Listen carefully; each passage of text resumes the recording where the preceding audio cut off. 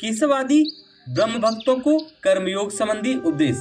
रामकृष्ण कहते हैं कि तुम लोग दुनिया का भला करने की बातें करते हो, क्या दुनिया इतनी छोटी है?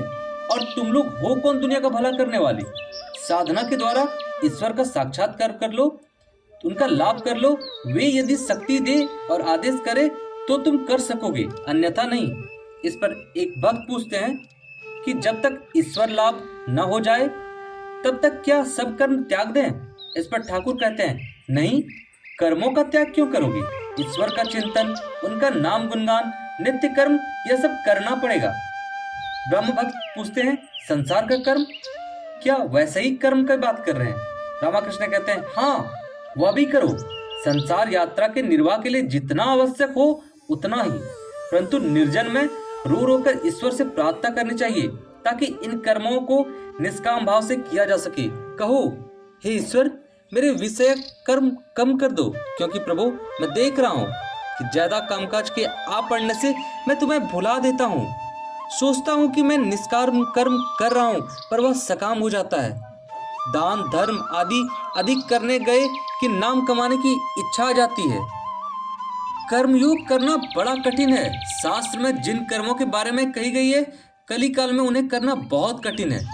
लोग अन्नगत प्राण है, जीवन अन्न पर ही निर्भर है। अधिक कर्म करना संभव नहीं। बुखार होने पर यदि वैद्य जी से चिकित्सा करवाने जाएं तो इधर रोगी खत्म हो जाता है, अधिक देरी सहन नहीं होती। आजकल डी गुप्त का जमाना है। कलयुग में उपाय है भक्ति योग, भगवान का नाम गुणगान और प्रार्थना। भक्ति योग ही युग धर्म है। तुम लोगों का मार्ग भी भक्ति मार्ग ही है। तुम लोग हरि नाम संकीर्तन करते हो, जगदम्बा का गुणगान करते हो, तुम धन्य हो। तुम्हारा भाव बहुत अच्छा है। वेदांतवादियों की तरह तुम लोग संसार को स्वप्नवत नहीं मानते। तुम उस तरह के ब्रह्मज्ञानी नहीं हो, तुम भक्त हो। तुम ईश्वर को भक्ति व्यक्ति मानते हो, यह भी अच्छा भाव है। तुम लोग भक्त हो, व्याकुल होकर ईश्वर को पुकारने से उनके दर्शन अवश्य पाओगे।